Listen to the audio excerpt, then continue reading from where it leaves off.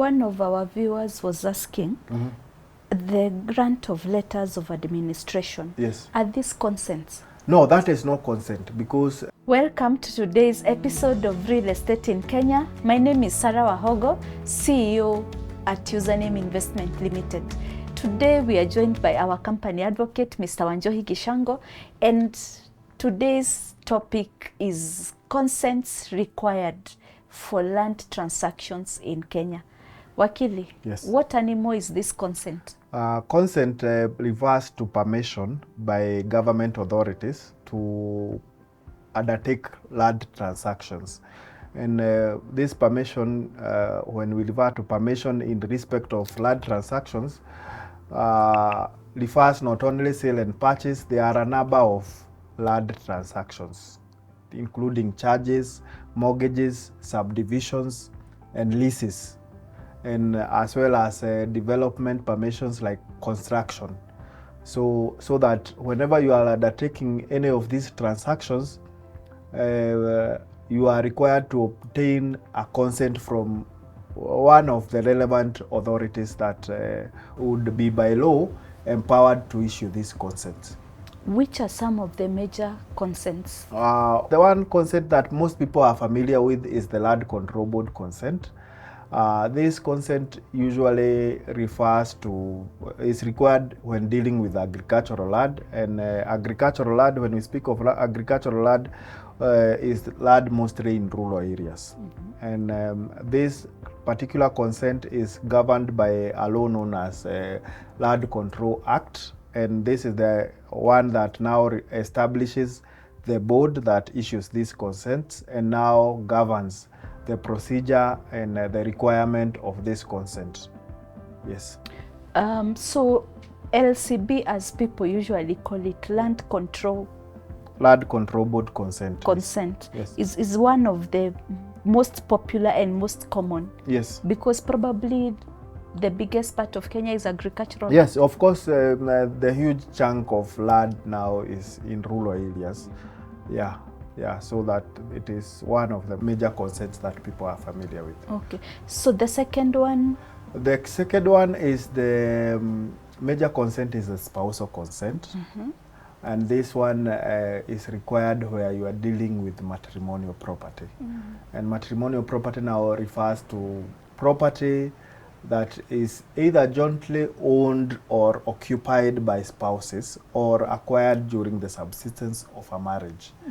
So that you will find that if the property is registered in the name of the wife and it's jointly occupied or owned or acquired during the subsistence of a marriage, before the wife can do any form of a transaction, she is required to get the consent of the husband.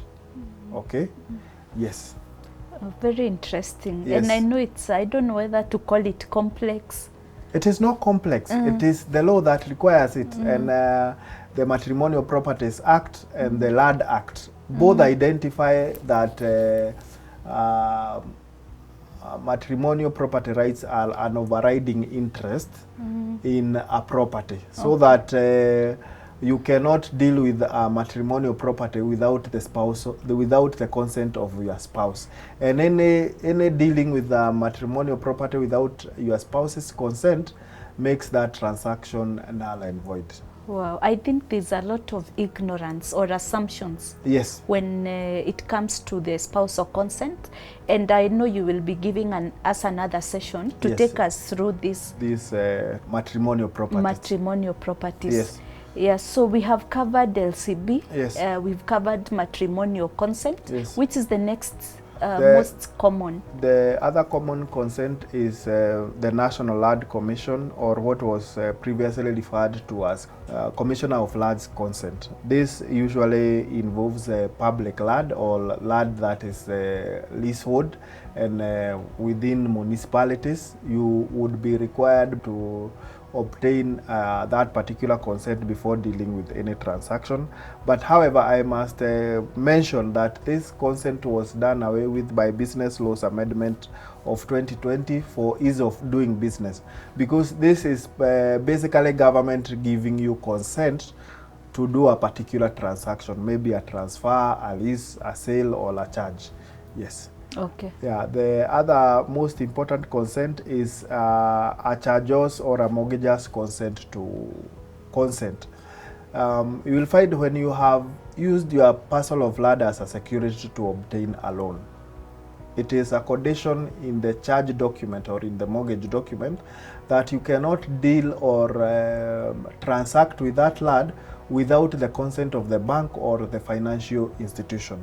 So that if you intend to sell or lease or take that title to another bank, you must obtain the consent of the financial institution that gave you the consent before you can deal with that parcel of land. Okay. Another consent, a very important consent, is the NEMA license.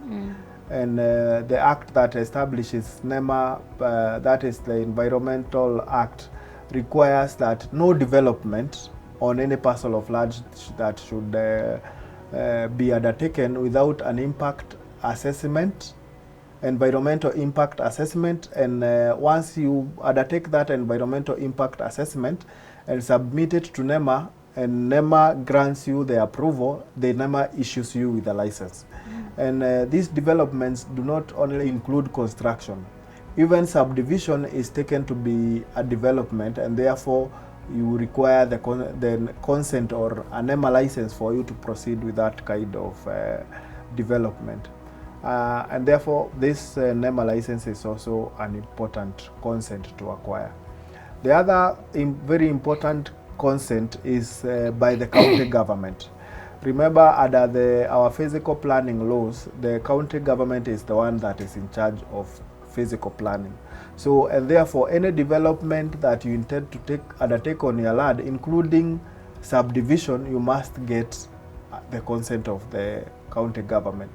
There are also some instances where you will find that the lessor, the head lessor of your title, where the title is leasehold, is a county government or what was previously known as county councils. So you cannot transact that particular land without you getting the county government's consent, because in this case the county government is the head lessor of that particular title. So whether it is sale, charge, leasing, subdivision, you would require to obtain that consent. Yes. One of our viewers was asking, the grant of letters of administration. Yes. Are these consents? No, that is not consent, because this is an administrative process to facilitate transfer of land from the deceased or the person who has passed away to the beneficiaries. And this process is undertaken through the courts.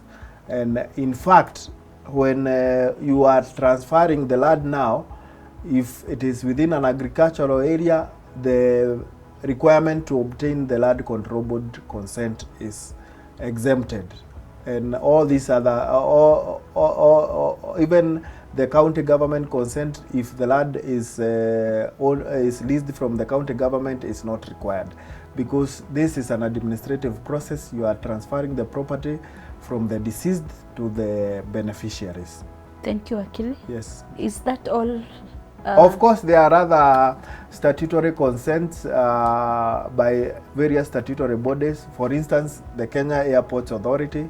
You cannot develop your land if it's adjacent to an airport without obtaining consent from Kenya Airports Authority, and mostly this applies to height restrictions.